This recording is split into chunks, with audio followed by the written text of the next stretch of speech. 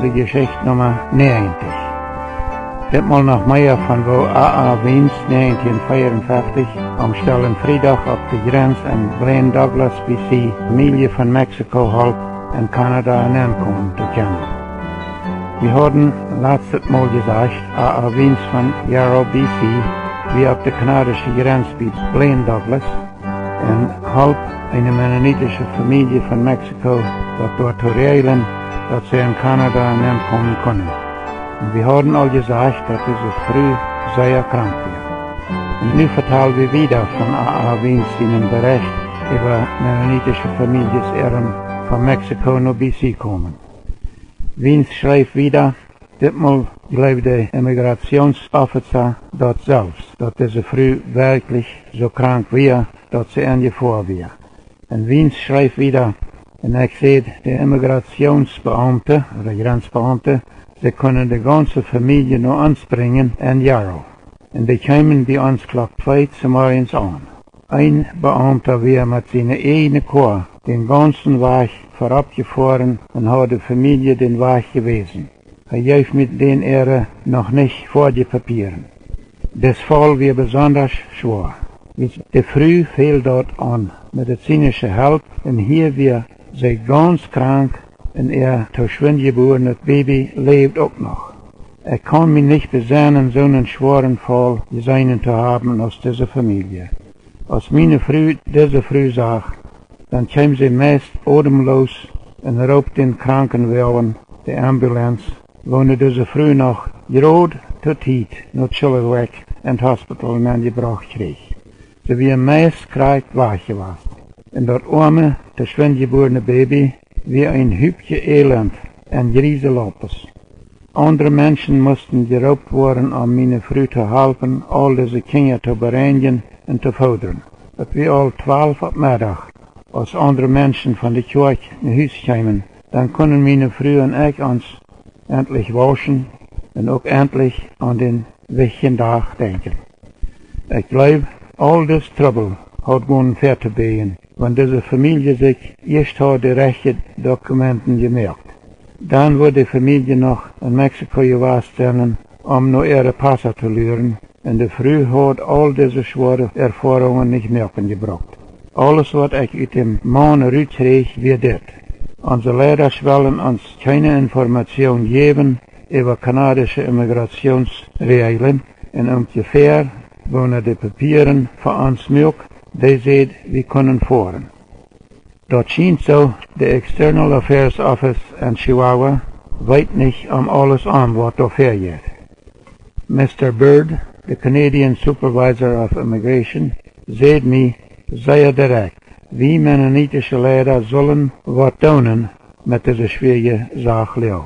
Er sagt, sie würden diese Menschen nicht immer wegen Menschenfreundlichkeit, wegen Humanitarian Grounds in Kanada ankommen lassen. Bloß da wegen, dass wie kanadische Mennoniten hier einen guten Raub haben. Diese angesetzliche Bewegung, sagt das Mann, kann sehr leicht einen Groll gegen uns abreden. Die Immigrationsbeamte versuchen sehr hart, ein Publizieren von diesen vielen Fällen fertig, aber die Gefahr ist immer da, dass einen Tag mal ein Journalist, ein Nachrichtenberichter, kriegt zu der rechten Zeit durchsenden kann. Ich rede kurz mit Grenzbeamten und die versprechen mit einer Bedingung in dieser Sache wieder zu kooperieren. Und ihre Bedingung wäre, dass wir wem nach Mexiko handschicken würden, um den Mennoniten dort die Information zu geben, wo eine andere offensichtlich nötig fehlt. Die Beamten gingen sogar so weit, dass sie anboten, halboffizielle Autorität zu geben, um mit den Beamten und den External Affairs Office in Mexiko über diese Sache zu reden. Und nun, Brüder, wird es schön rot, sagt Wiens. Würde das helfen, wenn von Kanada wir dort anfahren? Dann, wenn das soll so geben, dass noch einmal 200 Familien versuchen sollen, mit so einer Anforderungspapieren nach Kanada zu kommen, als die ersten 100 Familien kämen, dann weiß ich nicht. Am allerwenigsten, wenn da wer von uns wird hinfahren, und die Menschheit dort besser informieren über die kanadische Immigration, Regeln, dann können wir nicht dafür beschuldigt worden, dort wie diese Sache vernachlässigt haben. Aber was mich noch am meisten überrascht, ist, dass auch dort Onse scheinbar nicht in der Lehre ist, hier mit helfen zu können. Einer von den von Mexiko gekommenen Männern sagt mir, dass uns sogar bekannt machen, dass die Gemeinde jeder einen von der Gemeinde ausschließen wird, wer sich von dem Onse helfen lassen wird. Ist das so, dass das dort passiert, fragt uns. Die wollen wahrscheinlich fragen, wo die Reaktion hier among unsere eigenen Menschen ist. Und dort sage ich, am Anfang werden die Menschen hier zum Mitleiden bewegt. Sie geben einige Familien Eten und Kleider. Aber bald haben unsere Lied ausgefangen, dass diese Menschen nicht Hauswirtschaft, nicht Housekeeping gelehrt haben. Die Männer kriegen hier am Anfang allerhand Arbeit, aber dort ändert sich nu auch all. Zu viele von ihnen wurden aus zu langsam, unabrechtig und aus Trinker gefangen. Die abrechtigen Männer kommen hier gut wieder. Wir haben hier in Jaro ungefähr 20 Familien von Mexiko und einige von denen sind wirklich in Public Charge. Andere haben die Fähigkeit zu verstehen, dass sie ihre Einstellung ändern müssen. Ich sehe all vielmal von unserem Lied gefragt worden, wer bringt diese Menschen in Kanada hinein? Wer ist verantwortlich für die? Und beide, die weiten die Antwort zu diesen Fragen. Wer bezahlt für diese Lied ihre Ankosten im Hospital? Was so weit haben wir dort von unserem Komiteegeld getan. Aber wir sind damit was um einen Strang gekommen. In dem nächsten Fall, wenn der geschämt, dann wollen wir entweder den Western Relief Committee oder the Canadian Mennonite Board of Colonization nach Hilfe fragen. Die Immigranten von Europa und von Paraguay sind Gentlemen in jeder Hinsicht im Vergleich zu diesen Flüchtlingen von Mexiko. Brüder, was habt ihr zu sagen? Das ist unterschrieben von A.A. Wiens.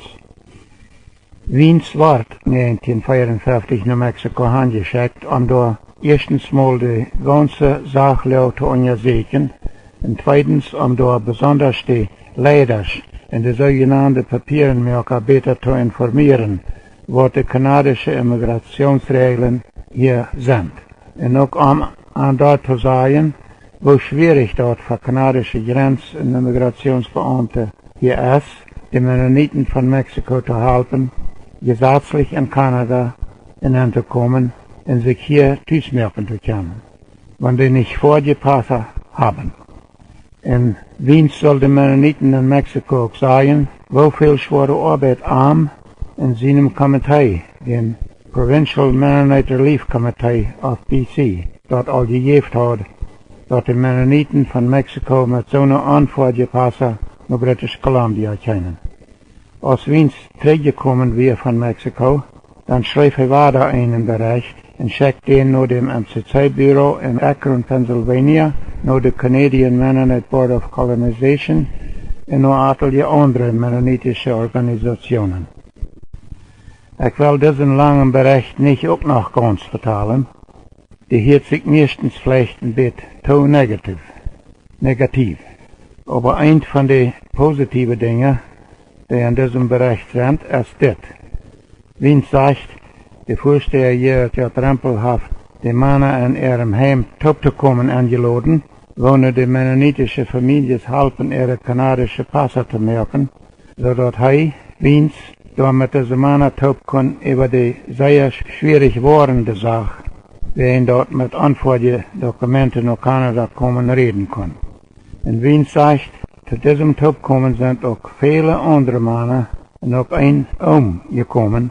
Und das hat, zoals lautere Berichte lüden, sehr dazu geholfen, dass die Lied wieder meistens mit Papieren gekommen sind. Manche viele Berichte und Enttäuschungen sind auch zwei Briefe, wo A. Wiens 1955 an einem Peter N. Friesen in Campo Fire bei Station Patos in Durango schreibt, einen im Mai und einen im Juni. Friesen wird der Mann auf der Durango-Siedlung, wonen de kanadische Passer milk voor de families in Durango, wonen in deze jaren van door naar Canada komen. Wiens schrijfvriesen, de lied van Durango zeien hier, dat u anderhalb zegt, ze zullen met ihre onvoorde papieren maar ruhig naar Canada voeren. Hier worden de Kanadier aan al halpen ihre papieren fertig maken. Des Friesen wir noch mal voorstellen in Durango. Wenn wiens ook nog niet davon redt, dann lese ich überdacht dort zwischen der Regen, dort in den 1950er Jahren so eine Mana oder frühersmank, die von Mexiko terug nach Kanada kommende Eltern mit großen Familien wären, wohnen alle in Mexiko, noch für den 1. Januar 1926 geboren wären, und da wir kein Recht auf kanadische Bürgerschaft haben. Dann die Isaac-Trieger-Familie mit 7 Kindern wohnen von Durango von No-BC heim und von dort nach Fort Vermilion in Nord-Alberta fahren will. Die hat wohl einen kanadischen Pass für die Früh, aber die Mann und Kinder haben bloß mexikanische Papiere. Das sagt mir, dass Isaac Trieger höchstwahrscheinlich für den 1. Januar 1926 in Mexiko geboren ist und da wir keinen kanadischen Pass haben merken gekonnt. Lothar noch mal mehr von dem in Mexiko geboren sein für den 1. Januar 1926. Am 24. Mai 1954 haben Vertreter von dem Mennonite Central Committee, Canadian Mennonite Board of Colonization, Canadian Mennonite Relief Committee und Mennonite Central Relief Committee und andere mennonitische Leiders taub eine Meeting, ein taub kommen, über die Mennoniten ihre schwierige Leo in Mexiko, über die viele Familien ihre große Armut dort und über dort viele zurückkommen nach Kanada zu reden. Und auch über die großen Schwierigkeiten, die dort in BC, da wäre ein Geif, dort so viele Familien von Mexiko heimkommen. Auf dieser Meeting redet man davon, dass in dem Yarrow District in BC 129 Familien von Mexiko wohnen und in der Abbotsford Gegend noch einmal 135 Familien. Und man sagt da, dass ungefähr 100 von diesen Familien sind all von der Burns Lake Gegend, was da zurückgekommen. Das Protokoll von dieser Meeting und die sehr viele Berichte und Briefe wohnen die mennonitische Leiders in Kanada, die verschiedene Komitee Feriesaden und die leidende Männer MMCC in Akron, ein anderer vor und nach diesem Meeting zuschickten, die sind alle in der Archive in dem Mennonite Heritage Center in Winnipeg abgewahrt. Ich habe Kopien von all diesem Brief und Berichtwechsel merken gelassen, und wenn ich den nicht mehr brauchen will, dann sollen die in der Archive in dem Museum in Chihuahua abgewahrt bleiben. Und vielleicht soll nochmal wer von uns viel mehr davon sagen und beschreiben. Aber für nu will ich bloß genug korte Enge uit all diese von Kanada und den USA uitgeschriebene Berichte und Uithuisungen uitreichen und dann die so verseken te brücken, dass ich für mich, und wenn ich dort vor dich bring, auch für you ein einigermaßen verständliches Bild aufstellen, von was in den 1950er Jahren so recht aller passiert ist mit unseren Mennoniten in Mexiko. Ich dachte nu immer, ich habe durch meine Beobachtungen so meist mitgekriegt und auch in Erinnerung geholt, was in Chihuahua in den Jahren von 1950 bis 60 und nur die Büter gewöhnlich 3 Jahren alle passiert wäre. Aber durch das Lesen von hunderte Seiten von Berichtwechsel oder Briefwechsel zwischen etliche von unseren Mennoniten in Mexiko und dem Vertreter von der Canadian Mennonite Board of Colonization in Protokolls oder Minutes von Meetings und dann auch noch viele verschiedene Berichte und so wieder, sie echt geworden, dass ich damals noch sehr lang nicht alles angeworden sie, von was man unsere Mennoniten in Mexiko in jene Jahren man unsere Mennoniten vergegangen ist. Besonders nicht von was auf der Swift Current in Durango-Siedlungen passiert. In diese oldkolonische Männer wohnen damals für so viele Familien da gearbeitet haben, dass sie einen Weg finden wollen für uitgearmde Familien zurück nach Kanada tragen zu können, das wären Swift-Currenter. Ich feil eine negative und kritische Einstellung, besonders in AA Wiens seine verschiedene Berichte und Briefe. aber auch an die viele verschiedene andere Bereiche und Uttöchungen, wo diese Kanadier und Amerikaner über unsere Lehre in Mexiko und darüber, dass so viele von unseren Familien von Mexiko nach BC kamen. Und diese Männer Berichte, Meetings und so weiter, hielt man an nicht mal sehr viel davon reden, dass so viele von unseren Mennoniten mit sehr anforderlichen Papieren nach BC kommen, aber auch von unseren Mennoniten ihrem Befinden in Mexiko selbst. In Bet Lothar, no 1954, auch von unseren Mennoniten ihrem nach Süd-Ontario, nach Madison, Ontario und nach Rainy River, Ontario tragen. Wat einige von diesen Männern über uns Kolonien in Sommerfelder in Mexiko im Allgemeinen sagen können in ihre vielen Berichte und Uttöchungen, da werden vielleicht abstehen ein angeschicktes, sehr starkes, ich danke Gott, dass ich nicht so sehe aus der Kolonien in Sommerfelder und von Mexiko, Lukas 18, Vers 11. Ich habe diese schwere Zeit von 1950 bis 1954 auf der Manitoba-Kolonie in Mexiko mal selbst beleefd, oder mitbeleefd. En ik weet ook dat er in deze jaren zeer veel ouderen moedloos worden in ihre armoede. En dat vele van die moedloos gewordene ouderen bloos nog terug naar Canada trekken willen en veel ook tijden. Ik weet van wenigstens 4 jonge families die vanuit unserem dorp damals naar Manitoba trokken en eine naar BC. Aber diese ganze Korrespondenz machte nicht auf Kolonien in Sommerfelder Mennoniten in Kanada und in den USA.